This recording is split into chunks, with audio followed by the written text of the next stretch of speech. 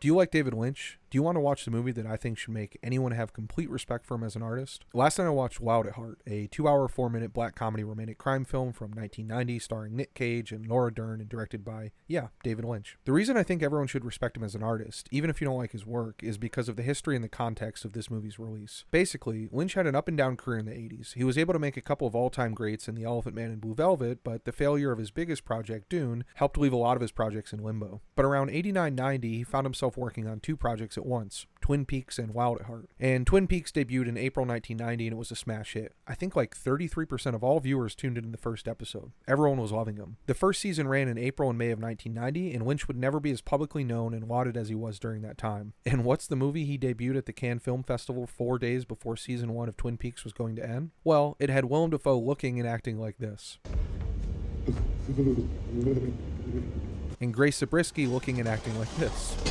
Remember that number. 10. And randomly, this guy talking to Laura I'm Dern. looking for 770378.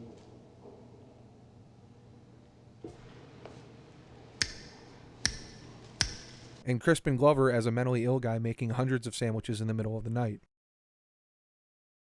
And Diane Ladd using lipstick to paint her face like this. And like, what an artist. I have this little theory on art versus products. Probably someone smarter than me has said this a lot better, but to me, one of the best definitions is art is what you have to express or get out of yourself, no matter what the audience thinks. And products are made from like an audience first perspective. You're trying to figure out what the hypothetical target audience thinks and then work backwards. Lynch himself helped me think about this in a famous clip where he talked about rejecting an offer to work on Star Wars. It would have made him a lot of money, but he turned it down. But he spoke of his admiration for George Lucas because he felt that they were alike. Lucas made films that he really wanted to make, and Lynch made films that Lynch really wanted to make, but the only difference is Lucas's films make, quote, hundreds of billions of dollars. And you know, I agree with Lynch. I love the original Star Wars movies, and I've even come to like the prequels more because even though I don't think they're as good, they are weird and interesting compared with everything that came after. In contrast with the sequels, which I think are much more product, they feel focus group, market tested, like Disney kind of researched exactly what they think we want and we're trying to feed it back to us. And so for Lynch to push ahead with this weird-ass Wizard of Oz quoting, insane, funny, menacing, affecting movie at the very height of his power and potential marketability, audiences be damned, because he's got to do what he's got to do, well, God bless this man. Such a king. Even if I didn't like his stuff, I would respect the hell out of it. That's true artistic commitment. But to reiterate, I really do love this movie. It is indeed wild at heart. Thanks for watching. Please like and follow if you can.